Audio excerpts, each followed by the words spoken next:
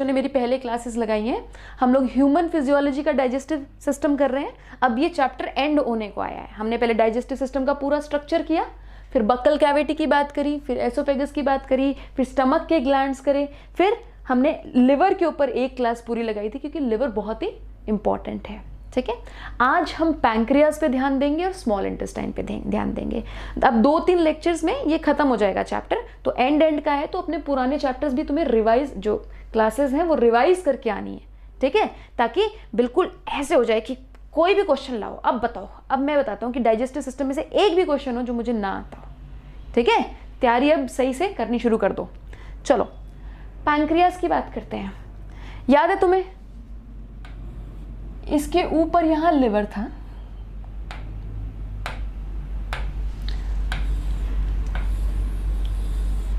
ये डुओडेनम है, small intestine का पहला पार्ट है।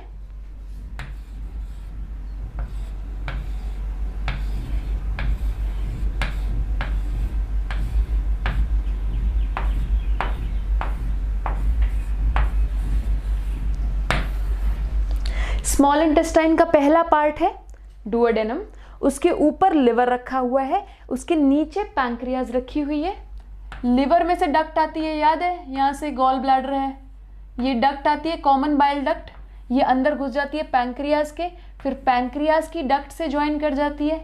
ठीक है, फिर पैंक्रियाज की डक्ट अल्टीमेटली डुओडेनम में ओपन होती है, अगर तुमने पिछला क्लास लगाया है तो। राइट, इतना समझ में आ गया। अभी पैंक्रियाटिक सिक्रीशंस जो यहां से जाएंगी उसकी बात करेंगे। पिछले लेक्चर में I talked about exocrine and endocrine glands, right? If you remember, endocrine glands secrete their secretions in blood and generally hormones are secreted like that. Hormones secrete होते हैं ऐसे।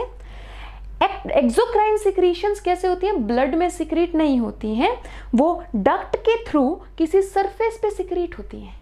वो सरफेस स्किन का सरफेस भी हो सकता है, किसी बॉडी ऑर्गन के अंदर का भी सरफेस हो सकता है। ठीक है, बाकी ज़्यादातर चीज़ें जो तुम्हारी बॉडी में सिक्रीट होती हैं वो एक्सोक्राइन होती हैं, जैसे कि सलाइवा हो गया, मिल्क हो गया, ईयर वैक्स हो गया, इंजाइम्स हो गए, सारी की सारी एक्सोक्राइन है। सो एंडोक्राइन के साथ याद रखो, तुम्हें हार्मोन याद रखना है, endocrine hormone, endocrine hormone, endocrine hormone, exocrine के साथ बाकी सारी चीज़ें। पैंक्रियास एक ऐसा ग्लैंड है जो कि एक्सोक्राइन और एंडोक्राइन पोर्शन दोनों रखता है। पैंक्रियास के कुछ सेल्स एंजाइम्स रिलीज करेंगे, वो एक्सोक्राइन पोर्शन हो जाएंगे, और कुछ सेल्स हार्मोन रिलीज करेंगे, वो एंडोक्राइन पोर्शन हो जाएंगे। सो ऐसे ग्लैंड्स को हम कहते हैं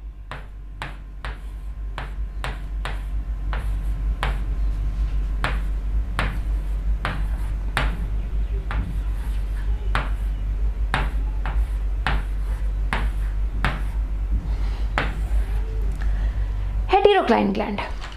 हेटेरोक्राइन ग्लैंड क्या है बेटा?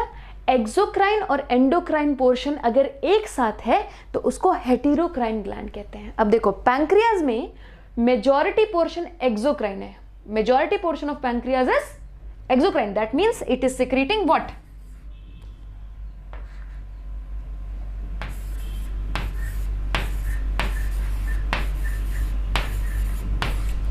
Enzymes. Exocrine portion enzyme secrete कर रहा है, प्लस ये सिक्रीट कर रहा है बाइकार्बोनेट आयन, प्लस ये सिक्रीट कर रहा है वाटर।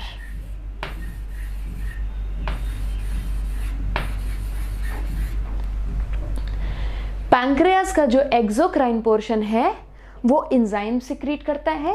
बाइकार्बोनेट आयन क्यों सिक्रीट करता है? अगर तुम लोगों को पता हो, बाइकार्बोनेट आयन जो है वो बेसिक होते हैं। तो यहां से जब फूड आता है, यहां से ऊपर स्टमक है, तुम लोगों को ये बात पता है, स्टमक से जो फूड आता है वो एसिडिक होता है, तड़कता भड़कता एसिड होता है स्टमक में से, है ना? तो दैट एसिडिक फूड जब वो ड्यूडेनम में आता है तो अब उसको बेसिक करने की जरूरत है। अब वहां पे एसिडिक एनवायरमेंट नहीं चाहिए, नहीं तो ड्यूडेनम का अंदर वाला सारा पार्ट जल जाएगा। प्लस जो ड्यूडेनम में एंजाइम्स होते हैं वो एक्ट नहीं कर पाते हैं एसिडिक एनवायरनमेंट में। सो यहां से कुछ ये बाइकार्बोनेट आयंस जाते हैं यहां पे, ताकि वो यहां पे न्यूट्रल कर सके उस एसिड को। ठीक है, सो ये वाला एक्सोक्राइन पार्ट है। ये जो बड़े बड़े ब्लू पोर्शंस है ये एक्सोक्राइन पार्ट है। इन्हें एसिनाए कहते हैं।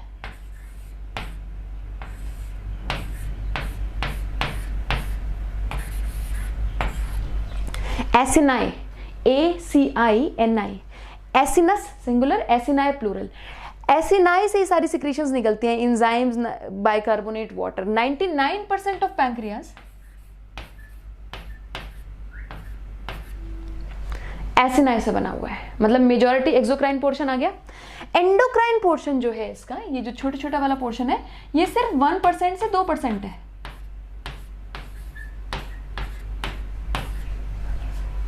ठीक है, जो एंडोक्राइन पोर्शन है वो 1 to 2% है। इसे आइलेट ऑफ लैंगरहैंस कहते हैं, आइलेट ऑफ लैंगरहैंस कहते हैं। यहां से हॉर्मोन्स रिलीज होते हैं। क्या बात करिए, अभी तो कुछ बात नहीं करिए। पैंक्रियाज है, पैंक्रियाज के एक्सोक्राइन पोर्शन है और एंडोक्राइन पोर्शन है। जो एक्सोक्राइन पोर्शन है उसको एसिनाए कहते हैं, उसमें से वाटर, एंजाइम्स और बाइकार्बोनेट आयन रिलीज होते हैं। जो एंडोक्राइन पोर्शन है उसको आइलेट ऑफ लैंगरहैंस कहते हैं, वो मैं लिखवा दूंगी। उसमें से इंसुलिन और ग्लूकागॉन नाम का हार्मोन रिलीज होता है। डन। अब देखो इसकी जो सिक्रीशंस है एंजाइम्स, वो जरा बात कर लेते हैं कौन कौन से एंजाइम्स हैं।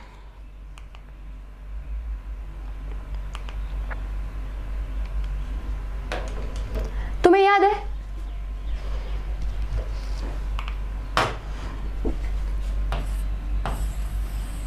जब स्टमक में से खाना आया था, याद है यहाँ पे क्या डाइजेस्ट हुआ था? प्रोटीन डाइजेस्ट हुए थे। एक एंजाइम था पेप्सिन, उससे प्रोटीन डाइजेस्ट हो गए थे। ठीक है। सलाइवा में एक एंजाइम था सलाइवरी अमाइलेज, उससे कार्बोहाइड्रेट स्टार्च डाइजेस्ट हो गया था, माल्टोज बन गया था, है ना। सो ये दोनों चीजें डाइजेस्ट हो गई। अभी यहां से पैंक्रियाज की सिक्रीशन आ रही है डाइजेस्ट करने के लिए। अब पैंक्रियाज की सिक्रीशंस देखते हैं कौन कौन सी हैं। पैंक्रियाज में बहुत सारी सिक्रीशंस हैं बेटा, बहुत सारी। प्रोटीन होता है फूड, प्रोटीन तोड़ने के लिए है। कार्बोहाइड्रेट होता है फूड में, कार्बोहाइड्रेट तोड़ने के लिए है। ये न्यूक्लिक एसिड होता है, न्यूक्लिक एसिड तोड़ने के लिए। लिपिड है फूड में, लिपिड तोड़ने के लिए। सो सब कुछ जो फूड में प्रेजेंट है वो आप उसको तोड़ सकते हो। ठीक है, देखो प्रोटीएजेस, प्रोटीन तोड़ने वाले एंजाइम्स इनएक्टिव रूप में निकलते हैं पैंक्रियाज से। उनका नाम होता है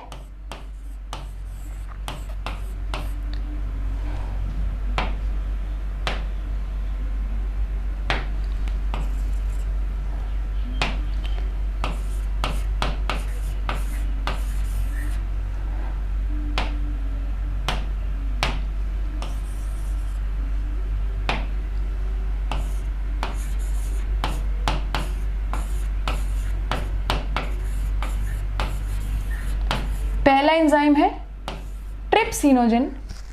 ये भी प्रो एंजाइम है, अभी ये एक्टिवेट नहीं हुआ। जैसे स्टमक में था ना पेप्सिनोजेन एक्टिवेट नहीं हुआ था, वैसे ये भी एक्टिवेट नहीं हुआ है अभी। काइमोट्रिप्सिनोजेन,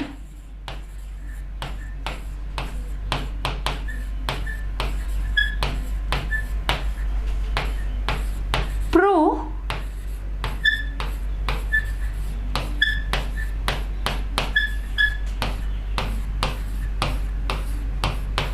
कार्बोक्सीपेप्टाइडेज और pro elastase.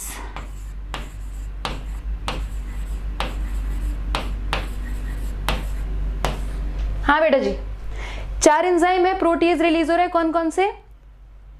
काइमोट्रिप्सिनोजेन, trypsinogen, pro carboxypeptidase और इलास्टेज, प्रो इलास्टेज। ये चारों के चारों इनएक्टिव एंजाइम है।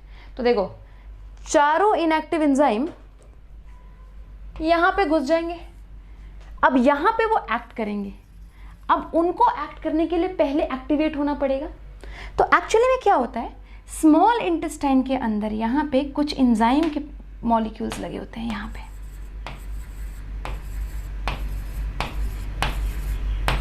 जो कि पैंक्रियाटिक एंजाइम्स जो कि एक्टिवेटेड नहीं है उनको एक्टिवेट कराता है। इन एंजाइम मॉलिक्यूल्स को एंटेरोकाइनेज कहते हैं।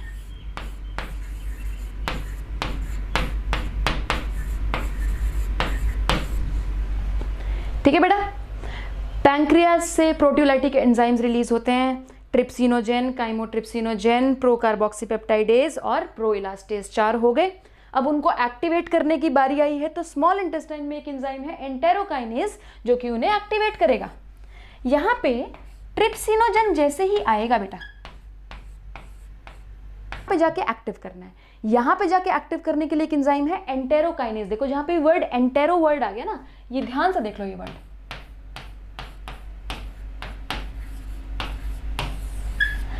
इसका मतलब है स्मॉल इंटेस्टाइन से रिलेटेड है। जैसे हिपैटिक वर्ड आ गया, लिवर से रिलेटेड है। गैस्ट्रिक वर्ड आ गया, स्टमक से रिलेटेड है। एंटेरो वर्ड आ गया, स्मॉल इंटेस्टाइन से रिलेटेड है। ठीक है, समझ रहे हो? हर एक उसका अपना अपना एक पेट वर्ड होता है। तो एंटेरोकाइनेज मतलब स्मॉल एंटेरोकाइनेज स्मॉल इंटेस्टाइन से रिलीज होने वाला ये एंजाइम है जो कि ट्रिप्सिनोजन पे एक्ट करेगा और ट्रिप्सिन बना देगा। ट्रिप्सिन जब एक बार बन गया तो बाकी सारे इनएक्टिव एंजाइम्स को एक्टिव कर देगा। मतलब कि जो बाकी बचे हुए एंजाइम्स है ना यहाँ पे, ये इन सब को एक्टिव कर देगा ट्रिप्सिन। मतलब कि काइमो, यहाँ पे इसको हटा लेते, रुको,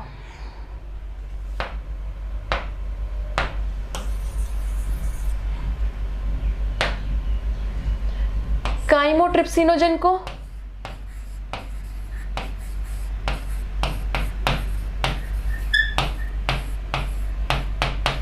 काइमोट्रिप्सिन में कन्वर्ट कर देगा ये। प्रो कार्बोक्सीपेप्टाइडेज को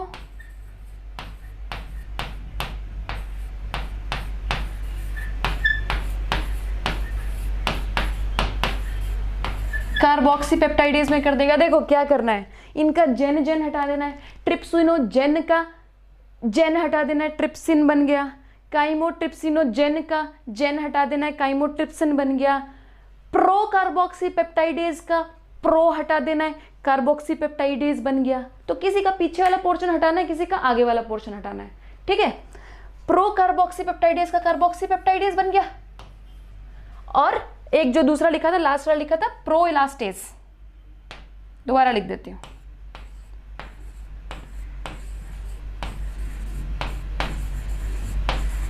प्रो इलास्टेज का इलास्टेज बन गया। अब क्या है, ये भी एक्टिव है, ये भी एक्टिव है, ये भी एक्टिव है और ट्रिप्सिन तो एक्टिव है ही। ठीक है, सारे प्रोटियोलाइटिक जो एंजाइम्स हैं वो एक्टिवेट हो गए हैं। ठीक है, ये सब मिलके क्या करेंगे, प्रोटीन्स की ऐसी तैसी कर देंगे बेटा। सारे के सारे जो एक्टिव एंजाइम्स हैं अल्टीमेटली क्या होगा, प्रोटीन्स हैं जो टूटे नहीं हैं। कुछ प्रोटीन्स याद करो पेट में टूट गए थे, क्या बनाया था, पेप्टाइड पेप्टोन बना दिया था। तो यहां पे पेप्टाइड लिख दूं।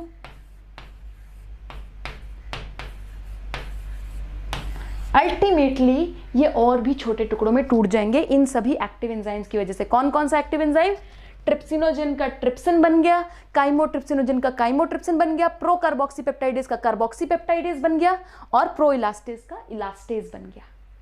राइट, ये सारे एंजाइम्स मिलके प्रोटीन्स और पेप्टाइड्स की ऐसी तैसी कर देंगे। प्रोटीन और पेप्टाइड क्या है, थोड़ी लंबी चेन है अमाइनो एसिड की, हमने बिल्कुल ही छोटी तोड़ देनी है।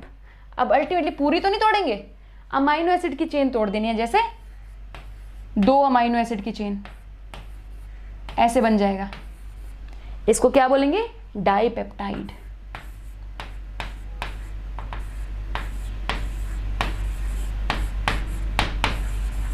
प्लस जैसे 3 अमाइनो एसिड की चेन होगी मान लो, इसको बोलते हैं अमाइनो पेप्टाइड।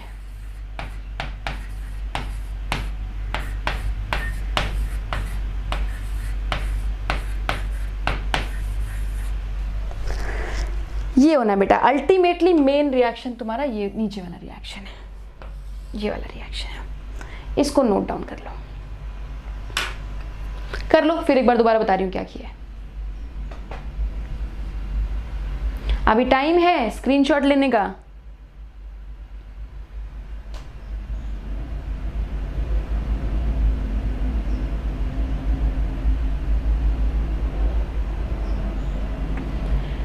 डन। अभी क्या किया है हमने कहा कि पैंक्रियाज में 2 पार्ट्स हैं, उसका एंडोक्राइन पार्ट है और उसका एक्सोक्राइन पार्ट है। उसके एक्सोक्राइन पार्ट से बड़े सारे एंजाइम्स रिलीज होते हैं, वाटर रिलीज होता है और बाइकार्बोनेट आयन रिलीज होता है।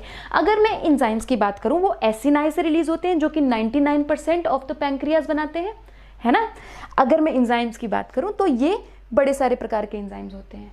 प्रोटीएज की पहले बात कर लेती हूँ, जो प्रोटीन को तोड़ने वाले एंजाइम है। प्रोटीन को तोड़ने वाले कितने एंजाइम है? 1, 2, 3 एंड 4, 4 एंजाइम्स की बात करी है हमने, जो कि अपने इनएक्टिव फॉर्म में सिक्रीट होते हैं। इनएक्टिव फॉर्म कौन कौन सा है? ट्रिप्सिनोजन, काइमोट्रिप्सिनोजन, प्रोइलास्टेज, प्रोकार्बोक्सीपेप्टाइडेज, 4 थे ये। एक्टिवेट कैसे हुए ये? इनमें से ट्रिप्सिनोजन जब गया स्मॉल इंटेस्टाइन में, मतलब गए तो सारे ही स्मॉल इंटेस्टाइन में, लेकिन ट्रिप्सिनोजन सबसे पहले ट्रिप्सिन में कन्वर्ट हुआ। एक एंजाइम रिलीज होता है जो कि स्मॉल इंटेस्टाइन से रिलीज होता है, उसको बोलते हैं एंटेरोकाइनेज। एंटेरोकाइनेज से ट्रिप्सिनोजन ट्रिप्सिन में कन्वर्ट हो गया। ट्रिप्सिन ने आगे इन तीनों को अपने एक्टिव फॉर्म में कन्वर्ट कर दिया, काइमोट्रिप्सिन, कार्बोक्सीपेप्टाइडेज और इलास्टेज में। ये तीनों फॉर्म मिलके प्रोटीन और पेप्टाइड को तोड़ देंगे और छोटे टुकड़े बना देंगे। छोटे टुकड़े कैसे? 2 अमाइनो एसिड वाले टुकड़े जिसको डाइपेप्टाइड कहते हैं, और 3 अमाइनो एसिड वाले टुकड़े जिसको अमाइनो पेप्टाइड कहते हैं। बात खत्म, प्रोटीन डाइजेशन की बात खत्म। एक पॉइंट और तुम लोग कर सकते हो इसमें बेटा, देखो ये स्क्रीन हटा रही हूं अभी मैं।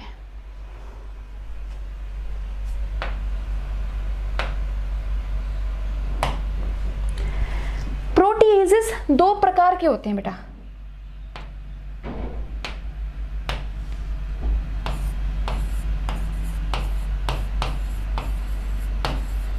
प्रोटीएसेस 2 प्रकार के होते हैं, हालांकि ये एनसीईआरटी में नहीं है।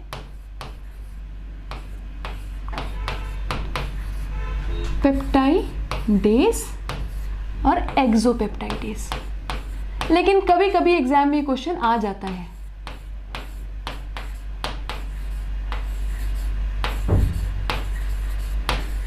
इसका मतलब क्या है? अगर कोई पेप्टाइड था मेरे पास, मान लो ये चेन है,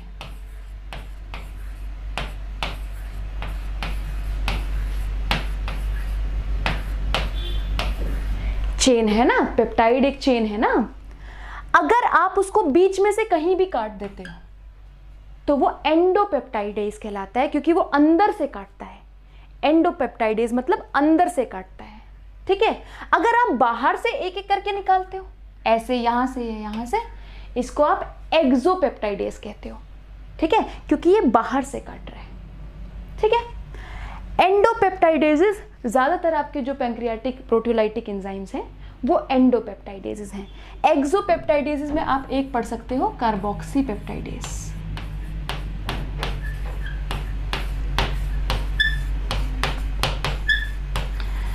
अभी आप लोगों को ये बात नहीं पता है, जो पेप्टाइड चेन होती है उसके 2 एंड्स होते हैं, जो कि मैं तुम्हें बायोमोलिक्यूल्स में पढ़ाऊंगी। एक अमाइनो एंड होता है, एक कार्बोक्सिलिक एंड होता है, ठीक है।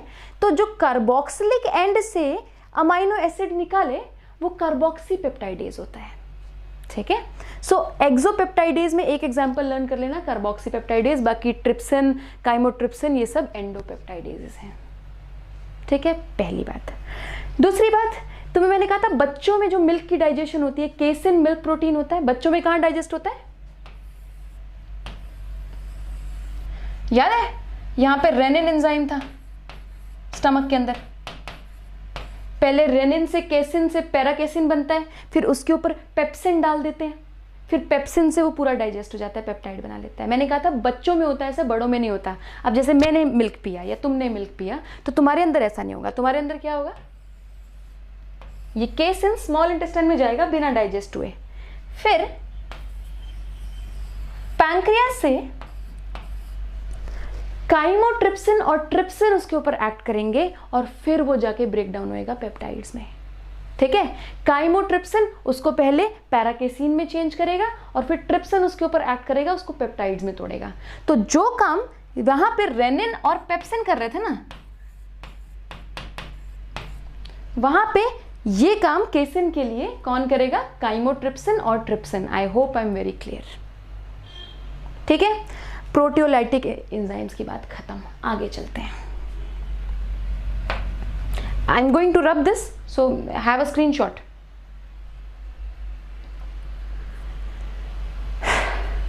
डन, चलो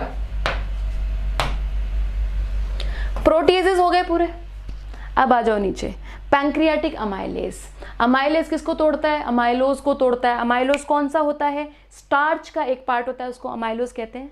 मतलब कि ये कार्बोहाइड्रेट को डाइजेस्ट करने वाला एंजाइम है, पैंक्रियाटिक अमाइलेस, याद आया? अमाइलेस तुमने कहाँ पढ़ा था? एक सलाइवरी अमाइलेस पढ़ा था, मुंह के अंदर डाइजेस्ट करता है, जो स्टार्च को 30% स्टार्च को माल्टोस में कन्वर्ट करता है। तो मतलब 70% स्टार्च ऐसे ही पड़ा है, वो 70% स्टार्च, स्टमक में कोई अमाइलेस नहीं होता, तो ये 70% स्टार्च जो है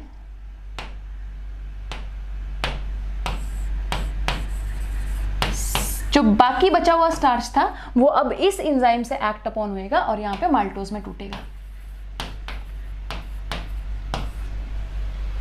समझ में आ रहा है? अब सारा का सारा माल्टोज में टूट चुका है। अब माल्टोज क्या था याद करो, स्टार्च क्या था? ग्लूकोज की बहुत लंबी चेन थी, ये ग्लूकोज की chain chain chain chain chain chain chain, ये स्टार्च है। माल्टोज क्या है?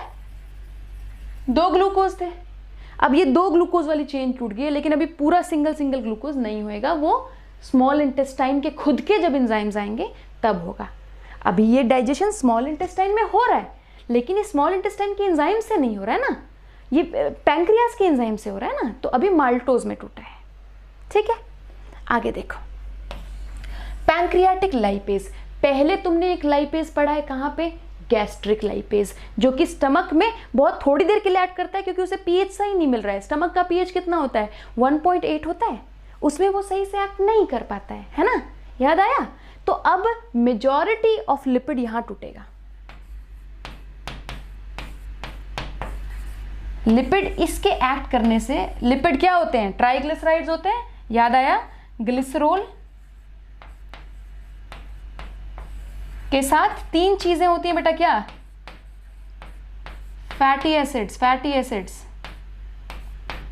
फैटी एसिड्स, 3 फैटी एसिड होते हैं।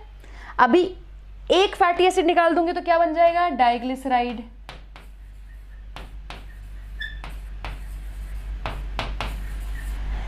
ये ट्राइग्लिसराइड था क्योंकि इसके पास 3 फैटी एसिड थे।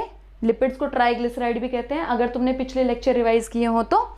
इसमें से एक फैटी एसिड निकालेंगे, डाइग्लिसराइड, एक और फैटी एसिड निकालेंगे, मोनोग्लिसराइड। सो बेटा मोनोग्लिसराइड की कंडीशन आ जाती है पैंक्रियाटिक जूस की वजह से। हो गया दोनों। अभी उसने भी पूरा नहीं तोड़ा, ग्लिसरॉल प्लस आखिरी फैटी एसिड अभी निकाला नहीं है, वो स्मॉल इंटेस्टाइन के एंजाइम से निकालेंगे। डन। अभी देखो न्यूक्लियेजेस। अच्छा मुझे बताओ, इससे पहले कहीं न्यूक्लिक एसिड टूटे हैं क्या? कहीं पे माउथ में क्या न्यूक्लिक एसिड टूटे थे? नहीं, सिर्फ वहां तो स्टार्च ही टूटा था।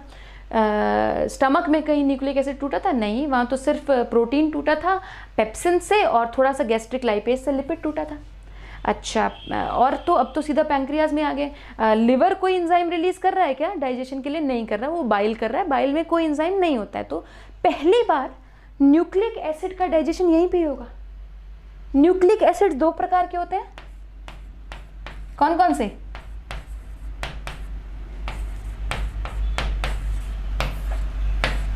कौन कौन से? जल्दी बोलो। डीएनए और आरएनए। भाई लोग, डीएनए और आरएनए होता है न्यूक्लिक एसिड, तो इनको तोड़ने के लिए न्यूक्लियेज एंजाइम होते हैं। डीएनए और आरएनए का बेसिक यूनिट मैंने क्या बताया था अपनी फर्स्ट या सेकंड वीडियो में? न्यूक्लिक एसिड बताया था। Nucleic acid plus nucleic acid plus nucleic acid plus nucleic acid जुड़ जुड़ के डीएनए बना देता है, और ऐसे ही जुड़ जुड़ के वो आरएनए बना देता है, बताया था। तो अब इनके ऊपर जब ये न्यूक्लियेजेस एक्ट करते हैं, न्यूक्लियेजेस 2 प्रकार के होते हैं।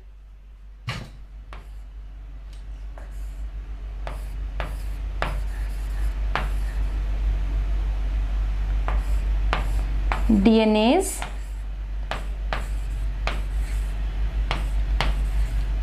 आरएनएज।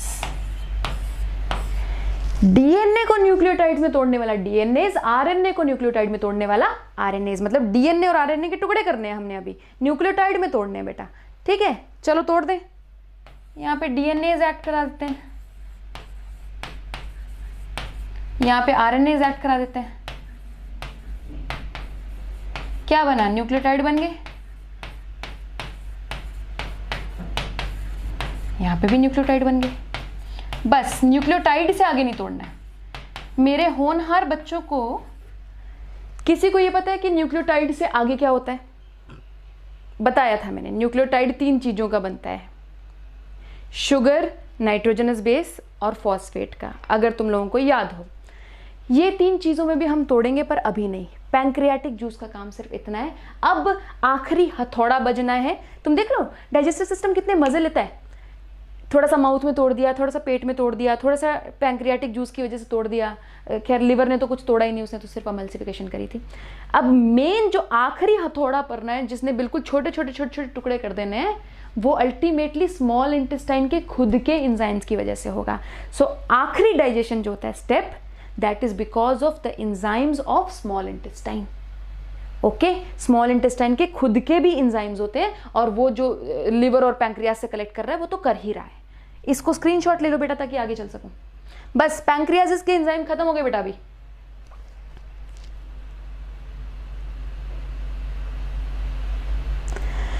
जल्दी जल्दी जल्दी भाई लोग।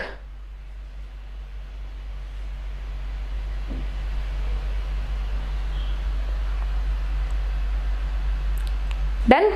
अभी क्या है, पैंक्रियास के एंजाइम जरा मेरे साथ रिवाइज करो तो जल्दी से। प्रोटीन को तोड़ने के लिए प्रोटीएज, कितने प्रोटीएज हैं हमारे पास, एक्टिव फॉर्म बता दो अभी। ट्रिप्सिन,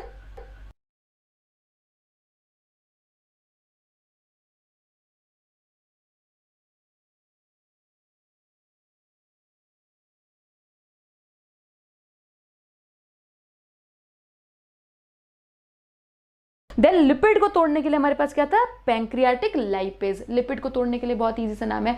अल्टीमेटली न्यूक्लिक एसिड को भी तोड़ रहे हैं जो कि पहले नहीं तोड़ रहे थे, उनका क्या है, न्यूक्लियेजेस। न्यूक्लियेजेस 2 प्रकार के हैं, डीएनएज और आरएनएज। जो डीएनए को न्यूक्लियोटाइड में तोड़ देगा और आरएनए को भी न्यूक्लियोटाइड में तोड़ देगा। न्यूक्लियोटाइड से आगे कोई भी नहीं तोड़ेगा। प्रोटीन्स की फाइनल डाइजेशन होगी डाइपेप्टाइड्स और अमाइनोपेप्टाइड्स में, उससे आगे नहीं होगी। सीधा अमाइनो एसिड नहीं बनाएंगे, है ना, पहले रोक दिया। स्टार्च की अल्टीमेट डाइजेशन होगी माल्टोस में, माल्टोस से आगे नहीं तोड़ेंगे। ग्लूकोज के टुकड़े अभी नहीं करेंगे। देन लिपिड की फाइनली होगी मोनोग्लिसराइड में, अभी ग्लिसरॉल और फैटी एसिड नहीं बनाएंगे। न्यूक्लियोटाइड्स की आगे जाके होगी, न्यूक्लियोटाइड्स को नहीं तोड़ेंगे। I hope I am very clear with the exocrine portion of the pancreas. चले अभी चलो आगे बात करते हैं।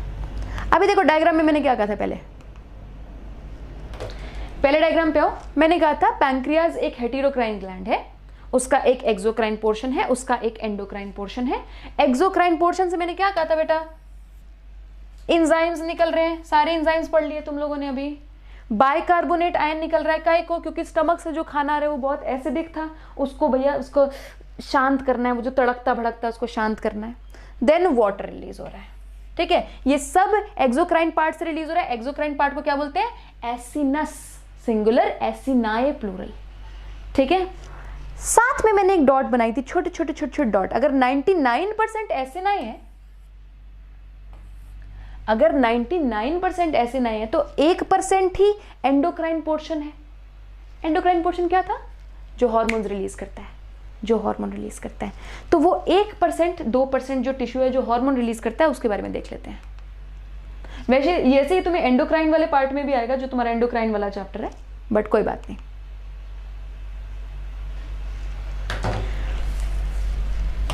पैंक्रियास का स्ट्रक्चर ऐसे बनाया था, ये एसिनाए बनाए थे। क्या बना रही हूं मैं, ये एक्सोक्राइन पोर्शन बना रही हूं।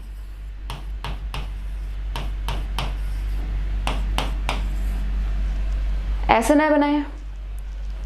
एंडोक्राइन पोर्शन में मैंने क्या बनाया, यहाँ पे छोटे छोटे डॉट बनाए।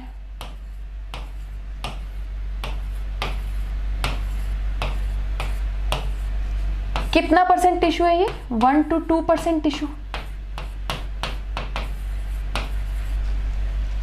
बहुत ही कम है, लेकिन इसका इफेक्ट बॉडी पे इतना ज्यादा स्ट्रांग है। It is very very important for your human body.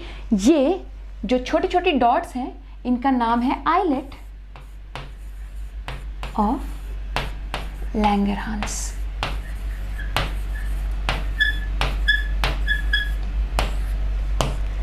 Islet of Langerhans. Islet of Langerhans की फोटो बना लेते हैं। ये डॉट को इनलार्ज कर लूं जरा मैं, ये डॉट है ना, इसको इनलार्ज कर लेते हैं। इसमें मेनली 2 प्रकार के सेल है, एक भी और भी होता है, चलो बात करते हैं। अंदर इसके बीटा सेल्स हैं,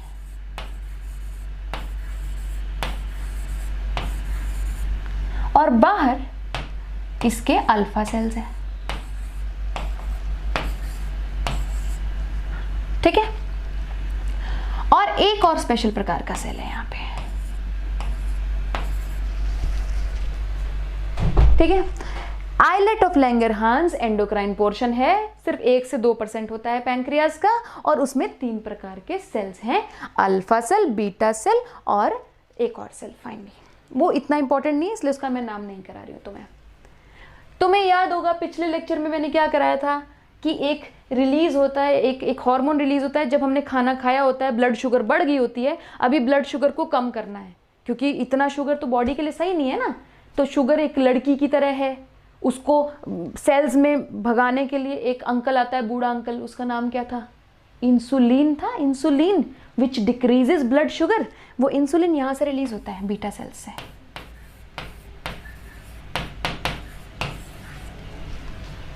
अल्फा सेल्स से वो याद है एक औरत बनाई थी हमने जो कि ग्लूकोज को छुड़वाती है। ग्लूकोज ग्लाइकोजन में स्टोर हो जाता है ना जब इंसुलिन आता है, तो ग्लूकोज ब्लड से जाके सेल में घुस के ग्लाइकोजन बना लेता है।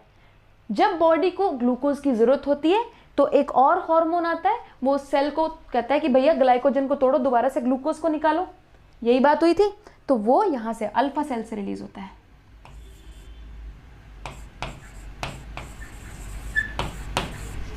ठीक है, एक और सेल है जो कि सोमैटोस्टैटिन नाम का हार्मोन रिलीज करता है, जो कि इन दोनों की सिक्रीशन को कम कर देता है। ठीक है, ये इंपॉर्टेंट नहीं है, ये इंपॉर्टेंट नहीं है तो ये मत लर्न करो, सिर्फ इंसुलिन और ग्लूकागॉन याद रखो। खत्म, पैंक्रियाज खत्म, यही पैंक्रियाज खत्म। सो पैंक्रियाज में 2 पोर्शन है। वैसे तो मैं 10 बार तुम्हें रिवाइज करा चुकी हूँ, पर बेटा यही है, क्लास में जितनी बार रिवाइज कर लोगे घर में उतना कम रिवाइज करना पड़ेगा। समझ रहे हो? तुम्हारे दिमाग में ऐसे बैठ जाएगा, तुम ऐसे कहोगे मैडम और मत रिवाइज कराओ, मैं पागल हो जाऊंगा एक ही बात सुन सुन के। बट रिवाइज करना जरूरी है। पैंक्रियाज एक हेटेरोक्राइन ग्लैंड है, राइट? अब तुम मेरे साथ साथ बोलो, तुम्हें लर्न हो गया ना अभी, अब तुम मेरे साथ साथ बोलो। चलो, पैंक्रियाज एक हेटेरोक्राइन ग्लैंड है, उसके 2 पोर्शन है, एंडोक्राइन जो कि हार्मोन रिलीज करता है, और एक्सोक्राइन जो कि एंजाइम्स और वाटर और बाइकार्बोनेट आयन सिक्रीट करता है। ठीक है, एक्सोक्राइन के पोर्शन की बात करें तो मेजॉरिटी ऑफ पोर्शन वही है, उसको एसिनाई बोलते हैं। 99% एसिनाई है। एसिनाई में से एंजाइम्स निकलते हैं। कौन कौन से एंजाइम निकलते हैं अब तुम रिवाइज करोगे मेरे साथ? प्रोटीएजेस निकलते हैं। कौन कौन सा? ट्रिप्सिन, काइमोट्रिप्सिन, कार्बोक्सीपेप्टाइडेज और इलास्टेज। ठीक है, ये सब इनएक्टिव फॉर्म में रिलीज होते हैं। ट्रिप्सिनोजेन को कौन एक्टिवेट करता है स्मॉल इंटेस्टाइन में? एंटेरोकाइनेज। फिर जो ट्रिप्सिन बनता है वो इनको बाकियों को एक्टिवेट कर देता है। ठीक है, ये सारे मिलकर प्रोटीन्स पे एक्ट कर देते हैं और उनको किस चीज में तोड़ देते हैं? डाइपेप्टाइड्स में, है ना, और अमाइनोपेप्टाइड्स में। खत्म। देन लाइपेज होता है जो कि लिपिड को, ट्राइग्लिसराइड को अल्टीमेटली पहले डाइग्लिसराइड में फिर मोनोग्लिसराइड में तोड़ता है। देन अमाइलेज होता है जो कि कार्बोहाइड्रेट को, स्टार्च को अल्टीमेटली माल्टोज में तोड़ देता है। 2 ग्लूकोज का जो कॉम्बिनेशन होता है माल्टोज। देन न्यूक्लियस होता है जिसमें डीएनएज और आरएनएज होता है ना, और वो डीएनए और आरएनए को न्यूक्लियोटाइड में तोड़ देता है। एक्सोक्राइन पोर्शन एसिनाई की बात खत्म। अब आ जाओ एंडोक्राइन पोर्शन, जो छोटे वाला पोर्शन है। इसका नाम बहुत इंपॉर्टेंट है बेटा, आ चुका है पहले पेपर में, और ये सेल्स के नाम भी आ चुके हैं, इसलिए ये बहुत इंपॉर्टेंट है। जो एंडोक्राइन पोर्शन है इसका नाम है islet of Langerhans. Islet of Langerhans, अजीब सा नाम है लैंगरहांस, बट कोई बात नहीं, लर्न कर लेंगे। आइलेट ऑफ लैंगरहांस, छोटे छोटे आइलेट्स हैं ये लैंगरहांस के। कितना परसेंट है? सिर्फ 1 to 2% of the pancreatic tissue है, बहुत ही कम है। इसमें 3 प्रकार के सेल्स होते हैं, लेकिन हमें 2 ही पढ़ने हैं। बीटा सेल्स जो बीच में होते हैं, बी से बीटा, बी से बीच में, ठीक है, और साइड में अल्फा सेल्स होते हैं। बीटा सेल से रिलीज होता है इंसुलिन। अब तुम्हें यह बात याद होनी चाहिए, कोई भी गंदा बच्चा नहीं होगा यहाँ पे जिसे इंसुलिन का फंक्शन नहीं पता होगा। इट्स वेरी इंपॉर्टेंट, आता है पेपर में आता है। Insulin decreases blood glucose by glucose को पकड़ के लिवर सेल्स में फेंक देता है वो, ठीक है, कैसे फेंकता है वो भी आगे जाके पढ़ेंगे, इस चैप्टर में नहीं पढ़ेंगे। ठीक है, ब्लड ग्लूकोज को पकड़ के हिपैटोसाइट में फेंक देता है, हिपैटोसाइट ग्लूकोज को जोड़ जोड़ के ग्लाइकोजन बना लेता है। ठीक है, इसकी वजह से तो ब्लड ग्लूकोज कम हो गया, क्योंकि ब्लड में से तो निकाल लिया ना, हिपैटोसाइट में डाल दिया। अल्फा सेल से ग्लूकागॉन रिलीज होता है। अब हिपैटोसाइट, मान लो मैं हिपैटोसाइट हूं, मैं पकड़ के बैठा हूं ग्लूकोज को कि मैं नहीं दूंगा, ग्लाइकोजन बना लिया मैंने, अब तो मैं दूंगा नहीं। बॉडी को ग्लूकोज की जरूरत पड़ी हुई है अभी। ठीक है, तो अल्टीमेटली मेरे ऊपर ग्लूकागॉन आके एक्ट करेगा, ठक ठक ठक ठक ठक ठक, ग्लूकागॉन मेरे ऊपर एक्ट करेगा। अब मुझे ग्लाइकोजन छोड़ना ही पड़ेगा, मैं ग्लाइकोजन को छोड़ दूंगा, ग्लाइकोजन ग्लूकोज में टूट जाएगा और फिर वो ब्लड में चला जाएगा। So glucagon will increase the blood sugar.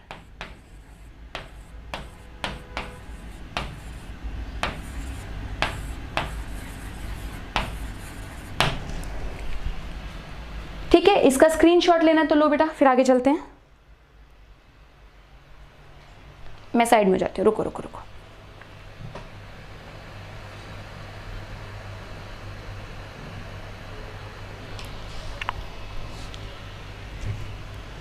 You are done with this. बस अभी तक हमने पैंक्रियास किया और कुछ भी नहीं किया है। ठीक है, अब अगले पोर्शन पे आ जाओ, स्मॉल इंटेस्टाइन पे आ जाओ। अब तुम्हें लिवर की सिक्रेशंस पता चल गई, बाइल रिलीज कर रहा था, इमल्सिफिकेशन ऑफ फैट कर रहा था। अब तुम्हें पैंक्रियास की भी सिक्रेशन पता चल गई। अगर पैंक्रियाटिक डक्ट की बात करूं, पीछे आओ, इस डक्ट का क्या नाम दिया था हमने? Duct of Wirsung. याद है, पहले वाले लेक्चर में कराया था, डक्ट ऑफ वीरसंघ, जो कि वीरों की गाथा गा रही है, क्योंकि इतने सारे एंजाइम्स रिलीज हो रहे हैं, तो ये हमारे वीर जवान हैं जो कि हमारा यहाँ पे जाके डाइजेशन करेंगे। तो ये वीरों की डक्ट है, वीर जा रहे हैं यहाँ से, डक्ट ऑफ वीरसंघ। अच्छा, कुछ ह्यूमंस में एक एडिशनल डक्ट होती है यहाँ पे, ऐसे, तो कोई और कलर से बना लेते हैं, ब्लैक से बना लेते हैं, यहाँ पे, जो कि पैंक्रियाटिक सिक्रीशंस को हिपैटिक सिक्रीशन से नहीं जोड़ती, अलग से भी जाके ड्यूडेनम में ओपन हो जाती है। ठीक है, एडिशनल डक्ट भी होती है कुछ ह्यूमंस में, सब में नहीं होती है फंक्शनल। इसको कहते हैं डक्ट ऑफ सेंटोरिनी। अरे अरे, मैं यहां लिख नहीं पा रही हूं, नेक्स्ट पेज पे लिख देती हूं।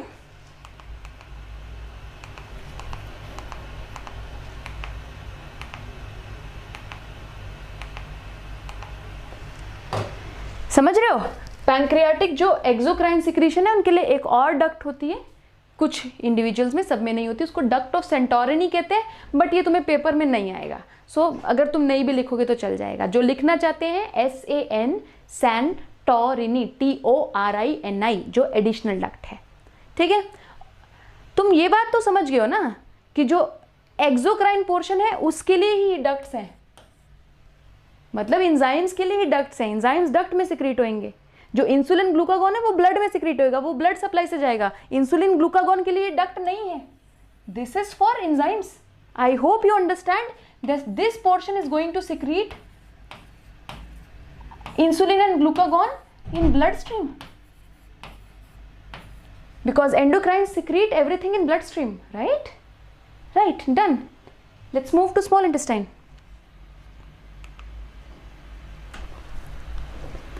Nice nice. सो आज मेरे ख्याल से आज की क्लास में सिर्फ स्मॉल इंटेस्टाइन का स्ट्रक्चर हो पाएगा, तो फंक्शन हम नेक्स्ट के लिए छोड़ देंगे। देखते हैं, पहला पोर्शन आया, यहाँ से स्टमक है, फर्स्ट पोर्शन आया स्मॉल इंटेस्टाइन का, क्या बोलते हैं? डुओडेनम बोलते हैं। डुओडेनम को यहाँ से कट कर लेते हैं, यहाँ से अंदर देख लेते हैं हम उसके काट के कि क्या है। काट लिया तो मैंने देखा कि यहाँ पे ऐसे फोल्ड्स हैं, ऐसे, तो मैंने सोचा मैं इसको इनलार्ज करके देख लेती हूँ कि ये फोल्ड्स क्या है, राइट? चलो, मैंने इनलार्ज करके देख लिया। मैंने देखा कि पूरे इंटेस्टाइन के अंदर रिजेस बने हुए हैं। रिजेस समझते हो तुम? यहाँ से ये ऐसे रेज्ड पोर्शन है और फिर यहाँ से नीचे जा रहा है, ऐसे ऐसे सब ये ऐसे रेज्ड है, and then it is going down like this, then again it is going up, then down, then up, ऐसे। समझ रहे हो? इंटेस्टाइन अंदर से प्लेन नहीं है, प्लेन नहीं है, इस पे ऐसे फोल्ड्स हैं 1 2 3 4, ठीक है। हम इन फोल्ड्स को विलाई समझते हैं, है ना। हम कहते हैं कि इंटेस्टाइन अंदर से स्मूथ नहीं है। जो बच्चों ने 9th-10th में पढ़ा है उनकी बात कर रही हूँ। बच्चे कहते हैं कि स्मॉल इंटेस्टाइन के अंदर ऐसे प्रोजेक्शंस होती हैं, कुछ उन्हें विलाई कहते हैं। ये विलाई नहीं है बेटा, ठीक है। सबसे पहले, अब तुमने जो पहले पढ़ा था सब कुछ भूल जाओ, जो 9th-10th में पढ़ा हुआ है, जो तुम्हारे स्कूल टीचरों ने पढ़ाया है, जो किसी ने पढ़ाया उसको भूल जाओ। अभी यहाँ पे ध्यान दो, ध्यान से सुनो। इंटेस्टाइन को काटते ही अंदर मुझे यहाँ पे फोल्ड्स नजर आ रहे हैं, ठीक है। ऐसे बड़े बड़े फोल्ड्स हैं, ऐसे सर्कुलर फोल्ड्स हैं। ये पूरा फोल्ड ऐसे करके सर्कुलर में पूरा गया हुआ है, ठीक है, समझ रहे हो ना। मान लो ये स्मॉल इंटेस्टाइन है, तो इसके अंदर वाले पोर्शन में पूरा ऐसे फोल्ड है, पूरा ऐसे बड़ा बड़ा फोल्ड है, ठीक है। इन फोल्ड्स को कहते हैं प्लाइके सर्कुलेर्स। ये फोल्ड है प्लाइके सर्कुलेर्स, ठीक है। अब इस फोल्ड को मैंने इनलार्ज करके यहां पे बना लिया है। ये फोल्ड, मान लो ये एक ऐसे फोल्ड था ना, ये ऐसे फोल्ड था ना, तो इसको मैंने यहां पे इनलार्ज करके बना लिया यहां पे। तो ये बेसिकली एक प्लाइका सर्कुलेर्स ये है, ठीक है, समझ में आया। एक प्लाइका सर्कुलेर्स को निकाल लिया, उसको काट दिया, तो ऐसा दिख रहा है प्लाइका सर्कुलेर्स। प्लाइका सर्कुलेर्स के ऊपर यहां पे ऐसे प्रोजेक्शंस हैं, ये जो रेड वाली प्रोजेक्शंस हैं, यहां पे ऐसे प्रोजेक्शंस हैं। जैसे ये प्लाइका सर्कुलेर्स है ना, यहां पे इसके ऊपर ऐसे प्रोजेक्शंस हैं, समझ रहे हो। ये प्लाइका सर्कुलेर्स है, उसके ऊपर यहाँ पे प्रोजेक्शन है। अब तुम्हें याद होगा, ये मैं तुम्हें तब ज़्यादा अच्छी तरीके से समझा सकती हूँ अगर तुम्हें याद हो, 4 लेयर्स, गट की 4 लेयर्स। अंदर वाली लेयर को क्या बोलते हैं जो म्यूकस सीक्रेट करती है? म्यूकोजा। उसके बाहर वाली लेयर को क्या बोलते हैं? सब म्यूकोजा। उसके बाहर मस्क्यूलरिस, उसके बाहर सेरोसा। पिछली बार बात की थी हमने, ठीक है। ये सब म्यूकोजा और म्यूकोजा दोनों के बने हुए हैं। ये जो फोल्ड्स हैं, यहाँ पे मस्क्यूलरिस है नीचे, ये मस्कुलरिस है, ये सब म्यूकोजा है।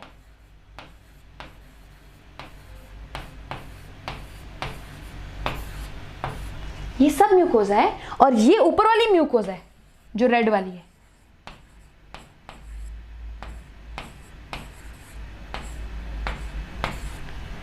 ठीक है। तो ये जो सब म्यूकोजा और म्यूकोजा पूरी फोल्ड हो गई है, उससे प्लाइका सर्कुलेर्स बन रहे हैं। मतलब समझ में आ गया ना तुम लोगों को मैं क्या कहना चाह रही हूँ। अंदर से इंटेस्टाइन खोल ली है, अंदर से इंटेस्टाइन में मुझे ऐसे लंबे लंबे पूरे सर्कुलर फोल्ड्स नजर आ रहे हैं, वो प्लाइका सर्कुलेर्स हैं। वो सब म्यूकोजा भी मुड़ गई है अंदर से, म्यूकोजा भी मुड़ गई है। फिर उसके ऊपर म्यूकोजा के और फोल्ड्स हैं, ये म्यूकोजा के फोल्ड्स हैं उसके ऊपर ऐसे। इनको क्या कहते हैं बेटा? इनको विलाय कहते हैं। ये विलाय हैं प्लाइका सर्कुलेर्स के ऊपर।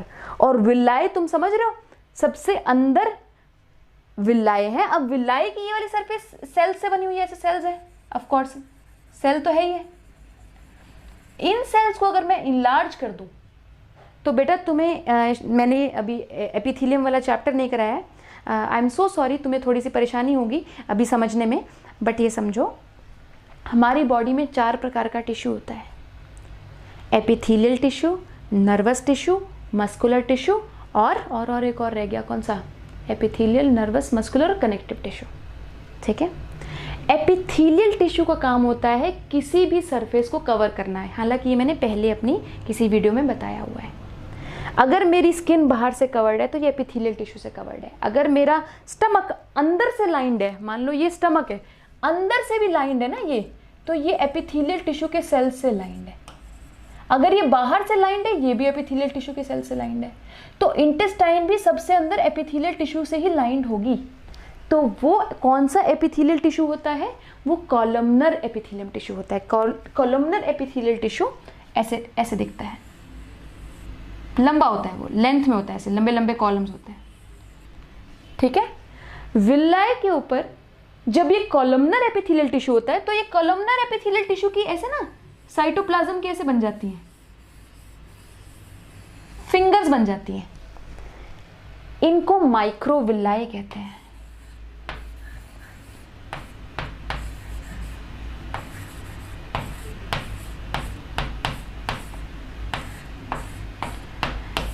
I don't think you have completely understood.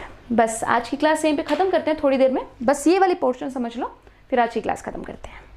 ध्यान से सुनो, देखो अभी तक तुम खाने का डाइजेशन कर रहे थे, है ना। कंप्लीट डाइजेशन कहाँ पे होएगा? स्मॉल इंटेस्टाइन का पहला पार्ट है जो डुओडेनम है, उसमें हो जाएगा कंप्लीट डाइजेशन। ठीक है, डाइजेशन कैसे हुआ? सलाइवा से, स्टमक से, पैंक्रियाटिक जूस से और खुद स्मॉल इंटेस्टाइन के जूस से। अब मान लो डुओडेनम में सब कुछ डाइजेस्ट हो गया, अब अगला काम क्या होना है? एब्जॉर्ब होनी है सारी चीज़ें ब्लड में, एब्जॉर्ब होनी है। एब्जॉर्ब होने के लिए तुम्हें सरफेस चाहिए जिससे एब्जॉर्ब हो। अब ये सरफेस जितना ज़्यादा होगा उतना ही एब्जॉर्प्शन ईजी हो जाएगा, जितना ज़्यादा ये सरफेस होएगा। अब ज़्यादा कैसे करते हैं हम किसी सरफेस को? फोल्ड कर देते हैं उस सरफेस को। जितने फोल्ड्स होंगे उतना सरफेस एरिया ज़्यादा होगा, उतना एब्जॉर्प्शन ईजी होगा। फोल्ड, जो सबसे बड़े फोल्ड है वो प्लाइका सर्कुलेयर्स कहते हैं। ये तो प्लाइका सर्कुलेयर्स तो ऐसे ऐसे बन गए, ऐसे ऐसे बन गए, ऐसे ऐसे बन गए। प्लाइका सर्कुलेयर्स के ऊपर भी फोल्ड्स हैं, म्यूकोजा के फोल्ड्स हैं, उनको विलाई कहते हैं। म्यूकोजा की जो ऊपर एपिथेलियल लेयर है, जो कि जिसमें कि कॉलमनर सेल से बना हुआ है, उनके ऊपर भी फोल्ड्स हैं। कॉलमनर सेल के ऊपर भी फोल्ड्स हैं, उनका साइटोप्लाज्म ऐसे फिंगर लाइक प्रोजेक्शन में बन जाता है। जैसे ये सेल है, अब नॉर्मल सेल तो ऐसे होता है, उसका साइटोप्लाज्म ऐसे होता है, इनका साइटोप्लाज्म ऐसे फिंगर लाइक प्रोजेक्शन में ऊपर चला जाता है। यहाँ पे ये साइटोप्लाज्म है, ताकि और ज़्यादा सरफेस एरिया बढ़ जाए एब्जॉर्ब करने के लिए, क्योंकि अल्टीमेटली तो इन्हीं सेल्स ने एब्जॉर्ब करना है ना। तो सेल्स की जो प्रोजेक्शन है साइटोप्लाज्म की, वो माइक्रोविलाई है। ठीक है, जो पूरे सरफेस की प्रोजेक्शन है वो प्लाइका सर्कुलेयर्स और विलाई है। जो सेल्स की खुद प्रोजेक्शन है, सेल्स का साइटोप्लाज्म है, वो माइक्रोविलाई है। I hope I am very clear. अगर नहीं समझ में आ रहा बेटा, ये प्लीज कमेंट सेक्शन में डालो, मैं दोबारा से एक्सप्लेन करने की कोशिश करूंगी। ठीक है, अगली वीडियो में प्लीज कमेंट सेक्शन में जरूर डालना अगर नहीं समझ में आ पाया ये वाला पार्ट तो। ठीक है, आज हमने सिर्फ पैंक्रियाज का स्ट्रक्चर और फंक्शन किया है और स्मॉल इंटेस्टाइन का स्ट्रक्चर किया है। ठीक है, आज की क्लास यहीं पे हम लोग खत्म करते हैं। I hope it is helpful to you. Thank you so much.